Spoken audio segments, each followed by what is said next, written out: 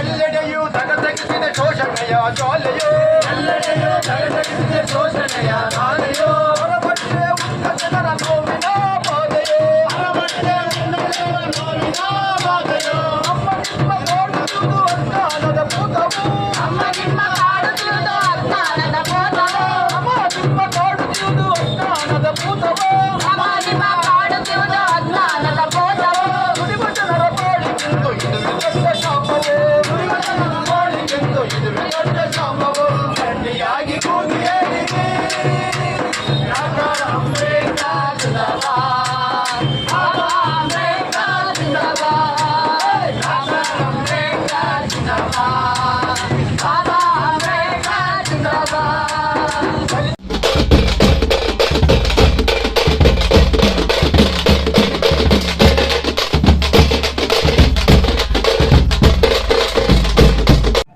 ದಲಿತ ಸಂಘರ್ಷ ಸಮಿತಿ ಒಂದು ಸಾಮಾಜಿಕ ನ್ಯಾಯಕ್ಕಾಗಿ ಒಂದು ರ್ಯಾಲಿಯನ್ನು ಹಮ್ಮಿಕೊಂಡಿದ್ದೀವಿ.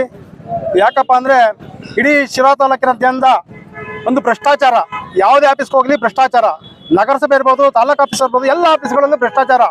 ಮಾನ್ಯ ಜಯಚಂದ್ರ ಅವರು ಹೇಳಿದರು ಎಲೆಕ್ಷನ್ ಮುಂಚೆನೆ ಚಿಕ್ಕಚನ್ನಯ್ಯ ಮತ್ತು ರಾಮದಾಸ್ ಕಾಲದಂಥ ಜಮೀನನ್ನು ನಾನು ಖಾತೆ ಪಾಣಿ ಮಾಡ್ಕೊಡ್ತೀನಿ, ನಾನು ದುರಸ್ತಿ ಮಾಡ್ಕೊಡ್ತೀನಿ ಅಂತ ಹೇಳಿದ್ರು. ಎಲೆಕ್ಷನ್ ನಡೆದ್ರು 1 ವರ್ಷ ಆದ್ರೂ ಮಾನ್ಯ ಜಯಚಂದ್ರ ಅವರು ಅದ್ರ ಸುದ್ದಿ ಎತ್ತುತ್ತಾ ಇಲ್ಲ. ಆಮೇಲೆ ಇವತ್ತು ಜಯಚಂದ್ರ ಅವರು ಗೆದ್ದಿರೋದು SC ST ಓಟು ಮತ್ತೆ ಅಲ್ಪಸಂಖ್ಯಾತರ ಓಟಿಂದ ಗೆದ್ದಿರೋದು. ಅವ್ರ ಋಣ ನಿಮ್ಮ ಮೇಲಿದೆ. ಅವ್ರಿಗೆ ಇವತ್ತು ನಿವೇಶನ ಇಲ್ಲ, ಇವತ್ತು ಭೂಮಿ ಇಲ್ಲ, ಇವತ್ತು ನಗರ ಪ್ರದೇಶದಲ್ಲಿ ಒಂದು ಒರಿಜಿನಲ್ ಹಕ್ಕುಪತ್ರ ಕೊಡ್ರಿ ಅಂತ ಕೇಳಿದ್ರೆ ಅವರು ಇದುವರೆಗೂ ಯಾವುದೇ ತರದ ಉತ್ತರ ಕೊಡ್ತಾ ಇಲ್ಲ. ಅವ್ರ ಋಣ ನಿಮ್ಮ ಮೇಲಿದೆ.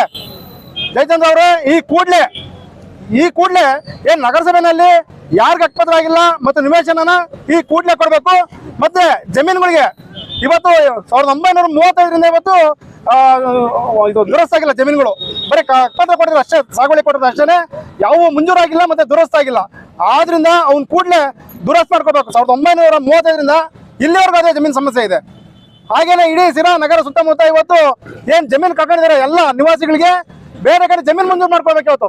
ಇವತ್ತು ಸಿರಾ ನಗರ 7 ಕಿಲೋಮೀಟರ್ ಒಳಗೆ ನಾವು ಜಮೀನು ಕೊಡಲ್ಲ ಅಂತ ಹೇಳ್ತಿದ್ದಾರೆ. ಸುಮಾರು 50-60 ವರ್ಷದ ಜಮೀನು ಮಂಜೂರು ಮಾಡ್ಕೊಂಡಿದ್ದಾರೆ ನಮ್ಮವರು.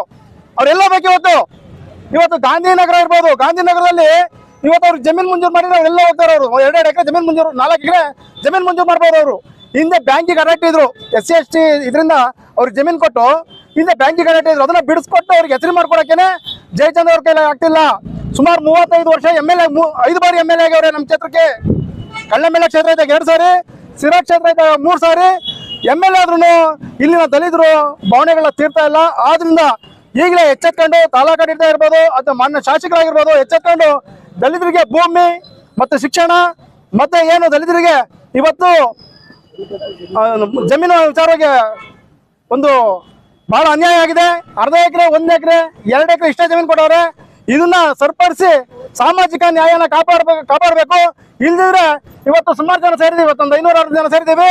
ಮುಂದಿನ ದಿನಗಳಲ್ಲಿ 1000 ಜನ ಸೇರಿ ನಿಮ್ಮ ವಿರುದ್ಧ ಒಂದು ಹೋರಾಟ ಮಾಡಬೇಕಾಗ್ತದೆ ಅಂತ ನಾನು ಈ ಮೂಲಕ ಎಚ್ಚರಿಕೆ ಕೊಡಬೇಕಾಗ್ತದೆ. ಬಂಧುಗಳೇ, ಮುಖ್ಯಮಂತ್ರಿ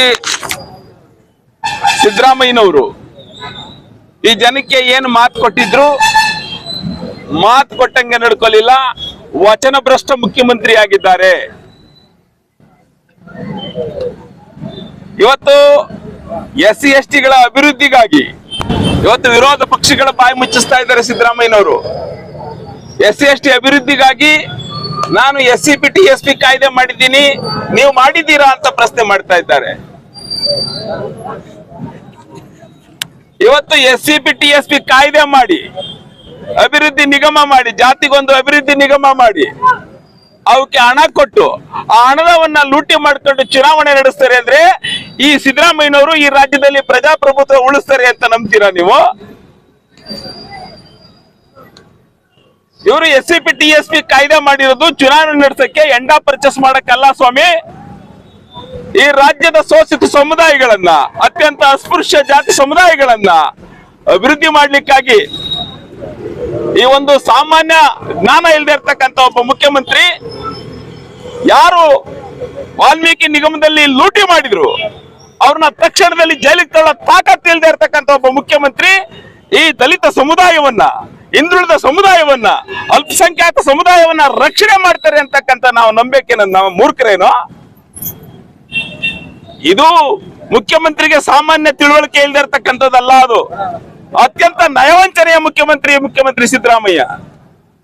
ಆ ಕಾರಣಕ್ಕಾಗಿ ಕರ್ನಾಟಕ ದಲಿತ ಸಂಘರ್ಷ ಸಮಿತಿ ಸಾಮಾಜಿಕ ನ್ಯಾಯವನ್ನು ಉಳಿಸ್ಕೋಬೇಕು, ಸಂವಿಧಾನದ ಆಶಯವನ್ನ ಜಾರಿ ಮಾಡಬೇಕು.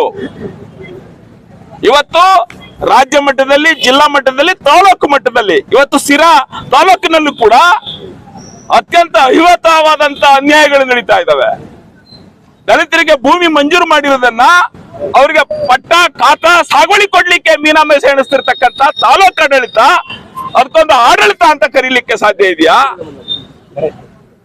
ಈ ಕಾರಣಕ್ಕಾಗಿ ಇವತ್ತು ಒಂದು ಸಂಘರ್ಷ ರ್ಯಾಲಿಯನ್ನ ನಾವು ಮಾಡ್ತಾ ಇದ್ದೀವಿ.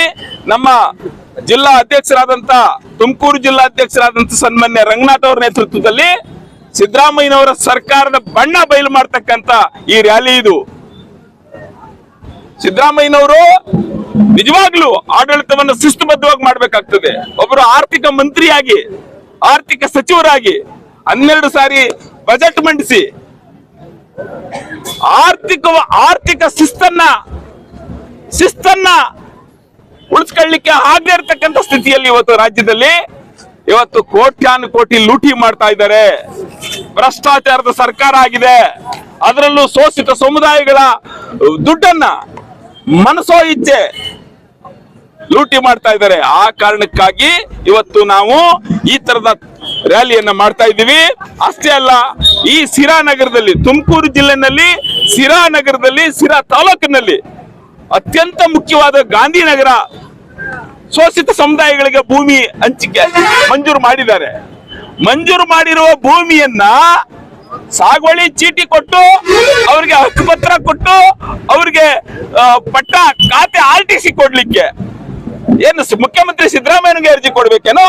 ಇಲ್ಲಿ ಇರ್ತಕ್ಕಂಥ ತಹಸೀಲ್ದಾರ್ ಏನ್ ಮಾಡ್ತಾರೆ? ಅಸಿಸ್ಟೆಂಟ್ ಕಮಿಷನರ್ ಏನ್ ಮಾಡ್ತಾರೆ? ಡೆಪ್ಟಿ ಕಮಿಷನರ್ ಏನ್ ಮಾಡ್ತಾರೆ? ಈ ಜನರು ಓಡಿಕೊಂಡು ಹೋಗಿ DC ಮುಂದೆ ನಿಂತ್ಕೋಬೇಕಾ? ಮುಖ್ಯಮಂತ್ರಿ ಸಿದ್ದರಾಮಯ್ಯನವರ ಜನಸಂದರ್ಶನ ಸಭೆಯಲ್ಲಿ ಹೋಗಬೇಕಾ?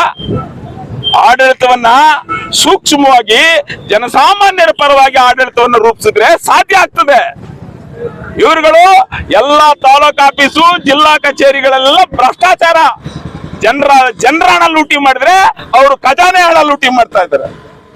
ಇಲ್ಲಿ ತಾಲೂಕು ಅಧಿಕಾರಿಗಳು, ಜಿಲ್ಲಾ ಅಧಿಕಾರಿಗಳು ಜನಸಾಮಾನ್ಯರ ಜೇಬು ಕಳ್ಳತನ ಮಾಡಿದ್ರೆ ಸರ್ಕಾರ ತಮ್ಮ ಖಜಾನೆಲೆ ಕಳ್ಳತನ ಮಾಡ್ತಕ್ಕಂತ ಹೀನ ಕೃತ್ಯವನ್ನ, ಅತ್ಯಂತ ನಿರ್ಲಜ್ಜ ಕೃತ್ಯವನ್ನ ಮಾಡ್ತಾ ಇದ್ದಾರೆ. ಹಾಗಾಗಿ ಕರ್ನಾಟಕದಲ್ಲಿ ಸಂಘರ್ಷ ಸಮಿತಿ ಇವರ ಆಡಳಿತ ವ್ಯವಸ್ಥೆಯನ್ನ, ಇವರ ನಯವಂಚನೆಯ ಮನಸ್ಥಿತಿಯನ್ನ, ಇವರ ಒಂದು ಪೂರೈತ ಸಾಯಿ ಬ್ರಾಹ್ಮಣವಾದಿ ನಡವಳಿಕೆಯನ್ನ ಕರ್ನಾಟಕದಲ್ಲಿ ಸಂಘರ್ಷ ಸಮಿತಿ ತೀವ್ರವಾಗಿ ಖಂಡಿಸ್ತದೆ.